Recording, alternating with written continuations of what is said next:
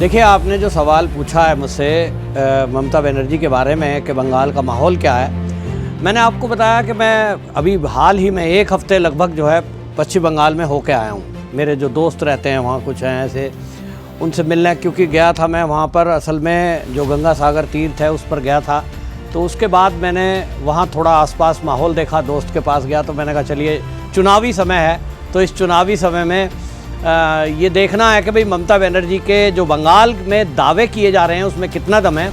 तो आपको मैं बता दूं कि ममता बनर्जी को जो सत्ता तक पहुंचाने का श्रेय है वो बंगाल की महिलाओं को ज़्यादा आता जाता है, और महिलाओं ने बाकायदा ममता बनर्जी के लिए हर चुनाव में कैंपेन किया बढ़ चढ़ करके, क्योंकि बंगाल की महिलाओं को ममता बनर्जी ने एक उम्मीद जगाई थी कि अगर ममता बनर्जी एक महिला है और वो यदि मुख्यमंत्री बनती है तो महिलाएं पूरे बंगाल में सुरक्षित रहेंगी, महिलाओं के लिए विशेष कुछ प्रोग्राम चलाए जाएंगे। और दूसरा उन्होंने उम्मीद जगाई थी ऐसे लोगों से जो युवा थे कि आपके लिए रोजगार के साधन उपलब्ध कराए जाएंगे, क्योंकि बंगाल में जो उद्योग धंधे थे वो पूरी तरह से चौपट हो चुके थे। उद्योगपति बंगाल छोड़कर जा रहे थे। वामपंथियों के अत्याचारों के कारण से जो बर्बादी की तरफ बंगाल जा रहा था, लोगों ने उम्मीद की नज़र से ममता बनर्जी को देखा। लेकिन ममता बनर्जी ने सबसे बड़ा धोखा यदि किसी के साथ किया तो वो बंगाल की महिलाएं हैं। बंगाल की महिलाओं को जो ये लग रहा था कि दीदी आएगी तो कम से कम वो तो सुरक्षित हैं, लेकिन हुआ उल्टा इसका।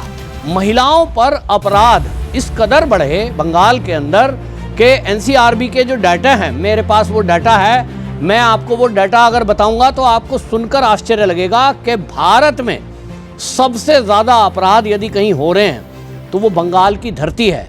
ऐसा नहीं है कि कहीं ये जो महिलाओं के साथ अत्याचार की घटनाएं भारत के अन्य राज्य में नहीं होती, लेकिन वहाँ पुलिस में अगर कोई कंप्लेंट करे तो उसकी सुनवाई होती है, फिर उस पर कार्रवाई भी होती है। लेकिन बंगाल में उल्टा है। बंगाल में यदि कहीं टीएमसी का लिंक सामने आ गया अपराधी से तो पुलिस की हिम्मत नहीं है कि उसके खिलाफ एफआईआर तक दर्ज कर ले, और इसलिए बहुत सारे मामले तो ऐसे हैं जो एफआईआर दर्ज ही नहीं हुई। एनसीआरबी के जो डेटा हैं वो डेटा हैं जो पुलिस थाने तक एफआईआर हुई है, यानी घटनाएं कहीं इससे ज़्यादा अधिक है। तो सबसे ज़्यादा अगर ठगा हुआ कोई महसूस कर रहा है बंगाल में वो महिलाएं हैं। सबसे ज़्यादा अगर ठगा हुआ अपने आप को महसूस कर रहा है तो वो युवा हैं, जिनको रोजगार की बात कही थी लेकिन वहाँ भर्ती में घोटाले हुए, रोजगार नहीं मिला। सबसे ज़्यादा अगर ठगे हुए अपने को महसूस कर रहे हैं तो वो उद्योगपति हैं, उद्योग धंधा चलाने वाले छोटे मोटे दुकानदार हैं, जिनसे कटमनी और नेक्सस के चलते जो वहाँ पर कटमनी और टोलाबाजी चलता है, उसके कारण उद्योग धंधे जो बंद हुए वो अपने को ठगा महसूस कर रहे हैं। तो आपको मैं अगर एनसीआरबी के डाटा की बात करूं, ममता बनर्जी की सरकार में अपराधियों को बचाने के लिए बाकायदा ममता बनर्जी के स्तर तक हस्तक्षेप किए गए। जैसा मैंने कहा, हर आदमी वहाँ क्या हो रहा है कि जो भी सिंडिकेट चलाते हैं, टोलाबाजी कटमनी अपराधी, बस टीएमसी की एक रसीद कटा लो, टीएमसी का मेंबर बन जाओ, उसके बाद आपको वहाँ कोई कुछ छेड़ने वाला कहने वाला है नहीं। और इसके कारण से अपराध का ग्राफ तेजी से बढ़ा। आपको अगर एनसीआरबी के डेटा की बात करूँ तो 2023 का डेटा मेरे पास है। महिलाओं के खिलाफ अपराध के, आप जान के आश्चर्य हो जाएगा, 34,738 केस दर्ज हुए हैं। अब 34,738 केस जो हुए हैं ये वेस्ट बंगाल में, मतलब उसके कारण से पूरा राष्ट्रीय स्तर पर बंगाल चौथे नंबर पर है। अब आप सोचिए, नेशनल में पूरे भारत के अंदर जितने अपराध हुए उसमें अकेले 34,738 बंगाल में हुए हैं, वो चौथे स्थान पे है। घरेलू क्रूरता के 19,698 मामले दर्ज हुए, जो प्रति लाख वो 40.5 है। राष्ट्रीय औसत का 3 गुना है, राष्ट्रीय औसत का 3 गुना बंगाल में घरेलू हिंसा। भारत के 27% एसिड अटैक महिलाओं के ऊपर जो हुए हैं वो बंगाल में हुए हैं। आपको ये बता दूं कि राष्ट्रीय स्तर 207 और बंगाल में अकेले 57 मामले। ये आपको आंकड़े जो दिखा रहे हैं वो ये बता रहे हैं कि महिलाओं के प्रति क्रूरता, उनके घरेलू हिंसा, और कोई सुनने वाला नहीं है। यहां आपको ये भी बता दूं कि लंबित मामले जो हैं उनमें 2023 में 3,68,000 लंबित मामले हैं। ये 2017 में 2,34,000 थे, जो कि 56% की बढ़ोतरी हुई है। 2023 में महिलाओं के खिलाफ जो जुड़े हुए मामले हैं, यानी पहले तो एफआईआर दर्ज होती नहीं, कोई सुनवाई करता नहीं, और अगर किसी ने कोर्ट के जरिए या किसी में आंदोलन हो गया, कार्यक्रम में लोगों ने शोर सिफारिश लगाई और एफआईआर हो गई, उस मामलों में बरी होने वालों की जो मामला है 2023 में महिलाओं से जुड़े हुए मामले जो हैं, बरी होने की संख्या उसमें 19,000 के लगभग है। अब इससे आप डाटा, अगर जो मैं आपको डेटा की बात कर रहा हूँ, कोई हवाई बात नहीं कर रहा हूँ, समझ में आता है कि किस तरह से महिलाओं के साथ अपराध हो रहा है। और इसलिए मैंने जैसा कहा कि इस बार चुनाव में मेरी जो बात हुई है, जो मेरा दोस्त था, उसकी पत्नी है, उसकी बेटी है, एक जवान पढ़ रही है, जो मेरी उनसे बात हुई तो मैंने उनसे पूछा, भाई दीदी के लिए तो आप लोग कैंपेन करने जाते थे लगातार, और जिस परिवार में मैं गया था वो टीएमसी से जुड़ा हुआ था, लेकिन आज की डेट में वो कहते हैं कि हम जा कहीं नहीं रहे हैं, वोट हमारा बीजेपी को जाएगा। और ये लगभग हर घर की कहानी है। वो कहते हैं हम घर से बाहर नहीं निकल रहे, झंडा घर के ऊपर टीएमसी का ही लगा हुआ है, लेकिन वोट हमारा बीजेपी को जाएगा, क्योंकि अगर टीएमसी का झंडा नहीं लगाएंगे घर के ऊपर हमला हो जाएगा, हमारे खिलाफ उल्टी सीधी बातें होंगी, और इसलिए हमने टीएमसी का झंडा लगा के रखा है दिखाने के लिए कि भाई सबको, हाँ ठीक है, ऊपर से बताने की जरूरत नहीं है। और मैं भी इसलिए उनको यहाँ नाम वाम बताने वाला नहीं हूँ। ये घर घर की कहानी हो गई कि महिलाओं ने इस बार खुद तय किया है कि जो दीदी ने हमें ठगा है, हमारे साथ जो अपराध की घटनाएं हुई हैं महिलाओं के खिलाफ, उस पर कोई कार्रवाई करने के बजाय ममता दीदी अपराधियों को बचाने में लगी थी। तो बंगाल की महिलाएं इस बार वोट बढ़ चढ़ कर करेंगी, ये मैंने देखा है। ममता बनर्जी के खिलाफ करेंगी, तो ममता बनर्जी का जो कोर वोटर था, जो सपोर्टर था, वो थी महिलाएं।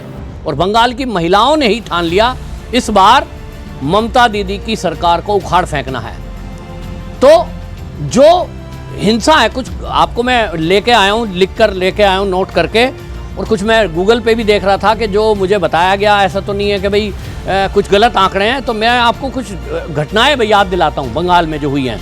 आरजी कर जो रेप एंड मर्डर जो डॉक्टर के साथ हुआ था, पोस्ट ग्रेजुएट डॉक्टर थी, वो सबको ध्यान होगा, पूरा बंगाल हिल गया था, बल्कि पूरे भारत पर उसका असर पड़ा था। किस क्रूरता के साथ एक डॉक्टर के साथ सामूहिक रेप होता है और उसके बाद उसकी हत्या कर दी जाती है, और ममता बनर्जी के जुड़े हुए कार्यकर्ता, उसका नाम सामने आता है, और इसके बाद पूरा प्रशासन, शासन, पुलिस उसको बचाने में लग जाती है। हालात ये थी कि वहाँ टीएमसी समर्थित जो प्रशासन था, उसको तुरंत जो है आत्महत्या करार दे देता है, ये तो सुसाइड है, जबकि हत्या थी। और जब छात्रों ने आंदोलित हुआ है, छात्र आंदोलन, क्योंकि ज़्यादातर डॉक्टरों को वहाँ किस्सा पता था कि किस तरह से टीएमसी के लोग इंटरफेयर कर रहे हैं, किस तरह से वहाँ गड़बड़ हो रही है, तो उसके बाद जो हुआ, सबूतों को नष्ट करने की कोशिश की गई।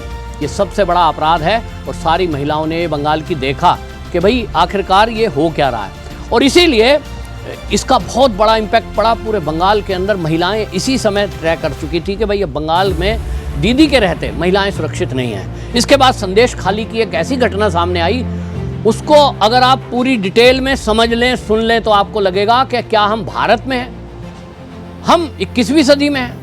मतलब ऐसा कभी होता है कि किसी की शादी होनी है और उस महिला को कह दिया गया शादी के बाद जो दुल्हन आई है वो पहले बदमाशों के अड्डे पे जाएगी, फिर सुबह आएगी, 3 दिन बाद आएगी, टीएमसी के ऑफिस में जबरन लोगों को बुलाया जाएगा, और वो भी आदिवासी क्षेत्र में। संदेश खाली की जो घटना है, शेख शाहजहां का जो मामला था, उस पर पूरा गैंग गिरोह चला करके आदिवासी महिलाओं के साथ पार्टी कार्यालय में जबरन जाना, रेप होना, उनके साथ शारीरिक शोषण इस कदर हुआ कि उनकी कोई सुनवाई नहीं करता था। फिर भारतीय जनता पार्टी की कुछ महिला वहां गई, संपर्क हुआ, और चीज़ जो खुली वो भयानक खुलासा था कि टीएमसी के गुंडों को जो समझ में आता था कार्यकर्ताओं को कि आज हमें ये पसंद है, तो वो कार्यालय पे बुला दी जाती थी। लोग डर के मारे छोड़ के आते थे, नहीं तो हमला हो जाएगा, मर्डर हो जाएगा। ये इस राज्य में हो रहा है, और राज्य ने संदेश खाली में जो शाहजहां शेख आपने देखा, 55 दिन तक पुलिस ने कोई एक्शन नहीं लिया। फिर बीजेपी के जो नेता हैं, शुभेंदु अधिकारी हैं, उन लोगों ने बात उठाई, राज्यपाल तक बात गई, गृह मंत्रालय तक बात गई, और अल्टीमेटली कोर्ट में गए। आपने देखा कि जब ईडी की कार्रवाई हो रही थी तो उसको बचाने के लिए पूरी पब्लिक इकट्ठी हो गई, जिसमें टीएमसी के कार्यकर्ता थे। यानी अपराधियों को बचाने के लिए कार्रवाई करने के बजाय टीएमसी और ममता बनर्जी उसमें लगी रही, जिसका बहुत बड़ा असर पूरे बंगाल नहीं, आदिवासी मतवा समाज उसके ऊपर गया है कि दीदी के चलते हम सुरक्षित नहीं हैं। कस्बा लॉ कॉलेज आपको याद होगा, कस्बा लॉ कॉलेज में छात्रा के साथ जो टीएमसी की छात्र विंग है, टीएमसीपी, उस छात्र विंग के नेता के द्वारा रेप किया गया था। शुरू में उसको ये कहा गया प्रेम प्रसंग है, ऐसा है, फिर लेकिन बाद में चीज़ें खुली।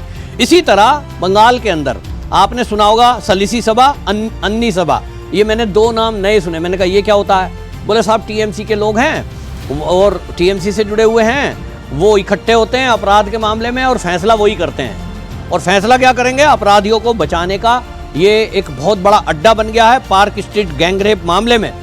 ममता बनर्जी खुद ये कह रही थी मामला तो मनगढ़ंत है, ये तो जो है प्रेम प्रसंग है, तो उसको बचाने की कोशिश की गई। इसी तरह हंस खाली पीड़ित के दोषी को आपने ये बता दिया कि दोस्त तो इसी का है। हंस खाली जो पीड़िता थी, उस पीड़िता के खिलाफ जो इस तरह के अपराध लगाए, टीएमसी के बेटे ने रेप और मर्डर कर दिया और उसी को बचाने में लग गए और उसी को दोषी बता दिया जो लड़की थी कि सब गलती तो उसी की थी। इसी तरह कामधेनु गैंगरेप, न्याय मांग रही जो महिलाएं थी, ममता दीदी ने उनको माओवादी बता दिया था। आंदोलन कर रही थी, बोले ये तो माओवादी है, ये अराजकता फैला रहे हैं, सब झूठ कर रहे हैं मेरी सरकार के खिलाफ। इस तरह की बात अगर एक मुख्यमंत्री करेगा तो अपराधियों को क्या लगेगा? अपराधियों को लगेगा भाई ममता दीदी सीएम अगर ये कहती है कि अपराध हुआ ही नहीं, तो फिर तो अपराधियों के हौसले बढ़ते हैं। और महिलाओं की हालत ये है कि वो सोचती हैं कि थाने जाएं कि नहीं जाएं, क्योंकि उनकी पहचान उजागर कर दी जाएगी, फिर उनके ऊपर हमले होंगे, उनकी फैमिली पे हमले होंगे। तो महिलाएं ये सोच रही हैं कि इससे तो चुप ही हो जाते हैं। तो जैसा मैंने शुरू में कहा, बहुत सारे मामले में जो महिलाएं हैं बंगाल की, वो ये कह रही हैं कि हमारी कोई सुनवाई नहीं होती, तो इसलिए थाने तक बहुत सी महिलाएं तो जाती ही नहीं है, पढ़ी लिखी नहीं है, जिनकी सोर्स नहीं है, कोई पैसा खर्च नहीं कर सकते क्योंकि कोर्ट में जाएंगे तो पैसा खर्च होगा, तो गरीबों की तो वहाँ कोई सुनवाई है नहीं। इसी तरह दुर्गापुर में गैंगरेप हुआ और ममता बनर्जी ने ये कह दिया था, आपको याद होगा, वो कह रही थी हॉस्टल की एक डॉक्टर के साथ जब रेप हुआ था तो दीदी कह रही थी रात को निकलते ही क्यों हैं? ऐसा कोई मुख्यमंत्री बोलेगा? तो ये मैंने आपको जो आंकड़े रखे, इसके बाद ये समझ में आपको आएगा। और इसीलिए आपको मैंने कहा कि वो जो मैंने माहौल बंगाल में देखा है, इस बार स्पेशली महिलाएं ममता बनर्जी के विरुद्ध हैं, आदिवासी महिला ममता बनर्जी के विरुद्ध हैं, और जो युवा हैं वो खास तौर पे ममता बनर्जी को उखाड़ फेंकने के लिए कैंपेन कर रहे हैं। उनका कैंपेन आपको दिखाई नहीं देगा क्योंकि कोई राजनीतिक दल से जुड़े हुए नहीं है, लेकिन जो सोशल मीडिया के जरिए युवाओं की बातचीत हो रही है आपस में, वो सब तय कर चुके हैं कि ये सरकार हमें नहीं चाहिए। एक तरफ हम देख रहे हैं कि जहां भारतीय जनता पार्टी की सरकार है, जिन राज्य में है, लोगों के अंदर ये चर्चा है युवाओं में, वो कहते हैं देखिए वहाँ तरक्की हो रही है, मेडिकल कॉलेज खुल रहे हैं, वहाँ पर इंफ्रास्ट्रक्चर खड़ा हो रहा है जिसमें नौकरियाँ लग रही हैं। जिस उत्तर प्रदेश को लोग बंगाली खासतौर पे पश्चिम बंगाल के लोग तो चिढ़ाते थे हम लोगों को, अरे तुम यूपी गए हो वहाँ तो गुंडागर्दी होती है। आज वहाँ इंटरनेशनल एयरपोर्ट बन रहा है, मोदी जी ने उद्घाटन किया जिसका, लोग देख रहे हैं कि वहाँ लाखों रोजगार मिल रहा है उत्तर प्रदेश में।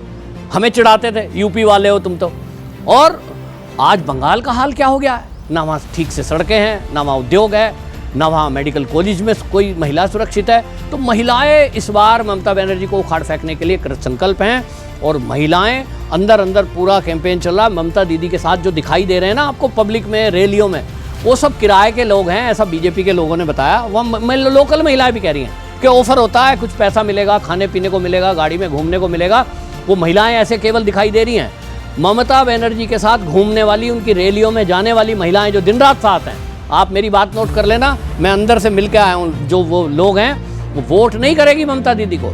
और इसीलिए ये कहा गया 14 साल जो ये कष्टदायक रहे हैं बंगाल के, अब इससे जो पश्चिम बंगाल के लोग हैं वो उबरना चाहते हैं। और इसलिए सबने तय कर दिया कि विद्यासागर जी की भूमि है, विवेकानंद जी की जो भूमि है, गौरवशाली जो संस्कृति है, उसकी जगह यहाँ देशी बम, कटमनी, नेक्सस और जहाँ सिंडिकेट चल रहा है, ये जो ममता दीदी ने दिया है। इसलिए मतवा समाज हो या मध्यम वर्ग हो, इसमें बंगाल की पुकार इस बार यह है कि डबल इंजन की सरकार, ये मैंने वहाँ सुना है।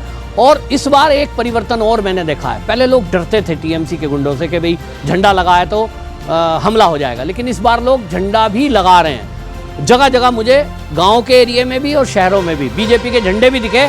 लोगों ने कहा कि हम मुकाबला करने के लिए तैयार हैं, इस बार हम टीएमसी के गुंडों से डरने वाले नहीं हैं। केंद्रीय फोर्सों की जो नियुक्ति है मैंने देखा है, जगह जगह केंद्रीय फोर्स है, तो लोगों के अंदर भरोसा है कि अब की बार तो बीजेपी आ ही रही है, तो दीदी से डरने की जरूरत नहीं है।